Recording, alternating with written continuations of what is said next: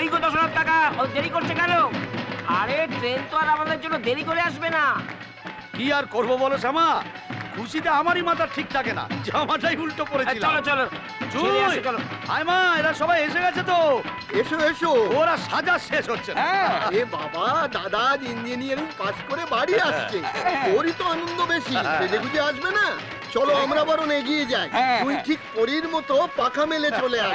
চলো চলো চলো চলো চলো।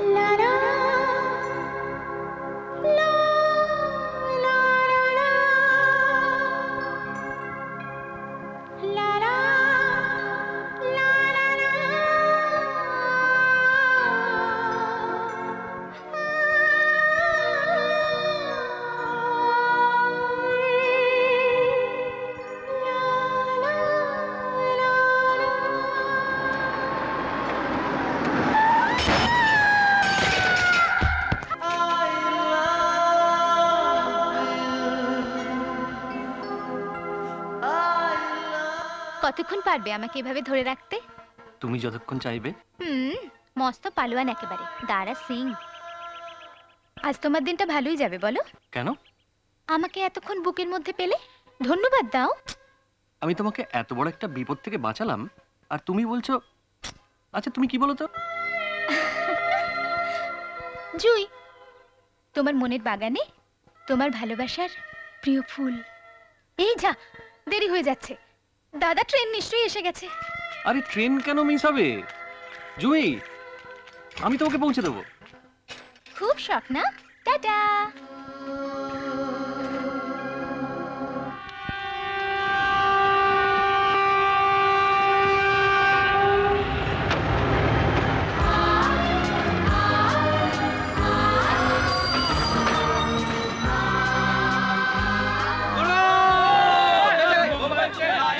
এই যে কেমন আছিস তোরা? ভালো আছিস পলাশ, বাবা? তুমি কেমন আছো বাবা? আরে তোর মতো হীরের টুকরো ছেলে যার, সে কি খারাপ থাকতে পারে? আরে তোর গর্বে আমার বুক ফুলে যাচ্ছে। জুই,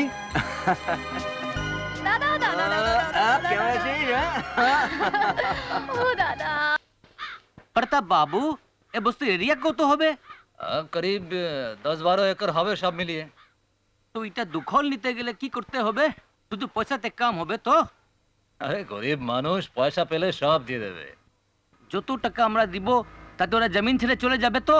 আর না গেলে থাকবে কোথায়? আরে অভাব অভাব, অভাবে মানুষ কি না করে মিস্টার সিং। আচ্ছা প্রতাপ বাবু, এ তো অভাব নেই, গরিবের বেঁচে থাকার দরকার কি? আরে অন্ধকার না থাকলে আলোর দাম কোথায় মিস্টার সিং? এরা না থাকলে আমার আপনার পুজো করবে কে? আর মোহনলাল জিতবে কাদের ভোটে? হ্যাঁ, উত্তরটা আপনি ভালো দিয়েছেন। তবে আমার প্ল্যান অনুযায়ী এই এলাকাটাই আমার চাই। সে পেয়ে যাবেন। কিভাবে বস্তিটা দখল নেবেন তার উপর ডিপেন্ড করছে কিন্তু আপনার আমার বিজনেস এগ্রিমেন্ট। মিস্টার সিং, আমার মাথার দাবার বোর্ডে একটা একটা করে ঘুঁটি আমি ঠিকই সাজিয়ে নিচ্ছি। এ বস্তির দখল আমি নেবই, শুধু সময়ের অপেক্ষা। সবুরে মেওয়া ফলে প্রতাপ বাবু। ইয়েস, আমি সবুর করতে রাজি আছি। রাজি তোমাকে হতেই হবে। হাড় ভাঙা খাটনি খেটে সেলাইয়ের চাকা ঘোরাতে ঘোরাতে তুমি আমাকে ইঞ্জিনিয়ার করেছো। এখন থেকে এই সংসারের ভাগ্যের চাকা আমি নিজের হাতে ঘোরাতে চাই বাবা। তোমাকে আর আমি সেলাইয়ের মেশিন ঘোরাতে দেব না বাবা। এবার তোমার জন্য আমি একটা বড় জামা কাপড়ের দোকান করে দেবো, আর আমাদের জুইকে শহরে একটা বড় কলেজে পাঠাবো। এই সংসারটাকে এবার আমি একটা সুখের স্বর্গ করে তুলবো বাবা। সাধ পূরণের জন্য সাধ্য চাইলে পলাশ, ঈশ্বর চাইলে তোর সব স্বপ্ন পূরণ হবে রে, কিন্তু তার জন্য সবার আগে তোর একটা চাকরি চাই। দাদা, তোর জন্য মিলনের বাবা গাড়ি পাঠিয়েছে। কে মিলন? আরে মিলন, 4 বছর আগে যে মিলনকে দেখেছিলে, এ মিলন সেই মিলন নয়। এ মিলন 6 ফুট লম্বা, 38 ইঞ্চি ছাতি, জিম করা বডি, একদম লাভ স্টোরির হিরোর মতো দেখতে। হ্যাঁ? তা লাভ স্টোরি হিরোইনটি কে? আমার সামনে যে সুন্দরী দাঁড়িয়ে আছে সে নয় তো? মোটেও না, অমন হিরো কত দেখলাম। দেখতে হবে তো, আমি তার বোন। দাদা, ওরা ডাকছে। তা আমাকে হঠাৎ কেন ডেকে পাঠালো দেখি? কারণ ছাড়া প্রতাপ দত্ত একটা পাও ফেলে না। আসা যাওয়ার পথে হয়তো কখনো তোমায় দেখেছি, স্কুলে যেতে বা খেলাধুলো করতে, কিন্তু পরিচয় করার সৌভাগ্য আমার হয়নি। আজ তাই আমার বাড়িতে তোমায় আমন্ত্রণ জানিয়েছি। এই আপনি কি বলছেন? আমি আপনাকে গাড়ির কালো কাঁচের আড়াল দিয়ে কতবার দেখার চেষ্টা করেছি, কিন্তু এটা আমার পরম সৌভাগ্য যে আজ আমি আপনার সামনাসামনি বসে কথা বলছি। দেখলেন তো প্রতাপবাবু, পাঁকেও কেমন পদ্মফুল ফোটে। পলাশ, তোমার ব্যবহারে আমরা সকলেই খুব মুগ্ধ। বস্তির মধ্যে বড় হয়েও তুমি নিজেকে প্রমাণ করে দেখালে। তোমার মতো ছেলে কজন হয়? লাখো মেবি একটা মেলে কিনা সন্দেহ। পলাশ আমাদের গর্ব। আমি লোকাল এমএলএ হিসাবে পলাশকে নাগরিক সম্বর্ধনা দিতে কি চাই। আবার সম্বর্ধনা?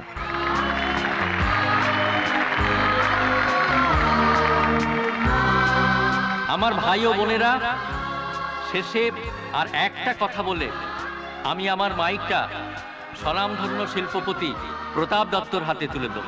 আপনারা সকলেই রামায়ণ পড়েছেন। সেখানে রামচন্দ্রের মতো কৃতি সন্তানকে জন্ম দিয়ে রাজা দশরথ ধন্য হয়েছে। আর এখানে দশরথ দর্জি পলাশের মতো কৃতি সন্তানকে জন্ম দিয়ে শুধু নিজেকেই নয়, আমাদের সবাইকেই ধন্য করেছে। এবার আপনাদের সামনে বক্তব্য রাখছেন প্রতাপ দত্ত।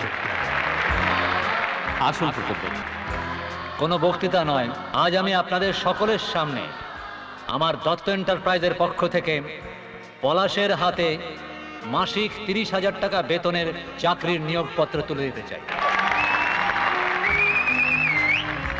পলাশ ওর বিদ্যা বুদ্ধি বিদেশের জন্য নয়, আমাদের এই এলাকার উন্নয়নে দান করে এলাকার ভগবান হয়ে ওঠে। এবার আমি আমাদের সোনার ছেলে পলাশকে কিছু বলার জন্য অনুরোধ করছি। পলাশ, উঠে এসো। এসো এসো।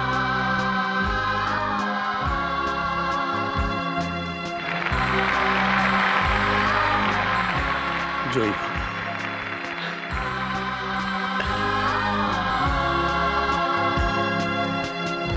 Thank you sir.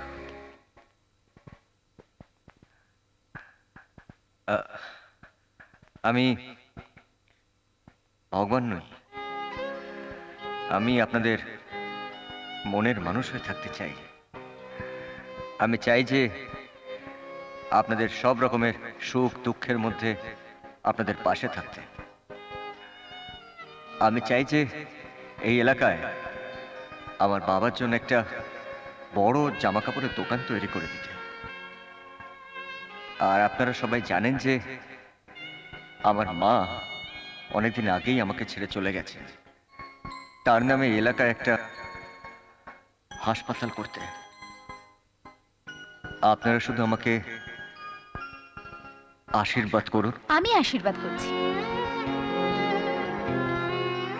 কি আশীর্বাদ করি, কি আশীর্বাদ করি? তোর মুখে তো সোনা ফলে, যা বলবি তাই মিলে। আচ্ছা বেশ, তুই কি চাস বল? আমি চাই যে আমার এই ফুলের নামে ছোট্ট বোনটা কলকাতায় গিয়ে অনেক বড় কলেজে পড়াশোনা করবে, অনেক নাম করবে আর অনেক বড় হবে। কলকাতায় আমি যেতে পারি, কিন্তু আমার একটা শর্ত আছে। মাত্র একটা শর্ত? আর তুই 100টা শর্ত বল, আমি রাজি। বল বল বল, কি শর্ত বল? আমাকে একটা টুকটুকে বৌদি এনে দিতে হবে। এই যে তোমার পেটে এত বুদ্ধি, হ্যাঁ? এই বাবা, বাবা শুনছো শুনছো শুনছো, তোমার মেয়ে কি বলছে শুনছো? হ্যাঁ, ঠিকই তো বলেছে। তোর মা বেঁচে থাকলে সেও এই কথাই বলতো। সে কি চাকরি পেতে না পেতে বিয়ে, আর তুমি তাকে সমর্থন করছো? বাবা, তুমি জানো না যে আমার সামনে কত বড় দায়িত্ব? তোমার জন্য একটা দোকান তৈরি করে দেওয়া, মার নামে একটা হাসপাতাল তৈরি, তাছাড়া জুঁইকে কলকাতায় পাঠাতে হবে। আচ্ছা, আর বাড়ির কাজগুলো কে করবে শুনি?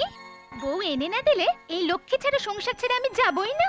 এই এই এই জুঁই জুঁই, শোন শোন শোন শোন, মিথ্যে জেদ করিস না। আজকালকার মেয়েদের সম্পর্কে কতটা জানিস তুই? আরে তারা নরদকে সহ্য করতে পারে না, শ্বশুর শাশুড়িকে দেখে না, তারা শুধু নিজেদের ভালো মন্দ জানে। তাই বলে ভালো মেয়ে কি নেই? হুম দেখিস না, হুম খুঁজলে নিশ্চয়ই পাওয়া যাবে।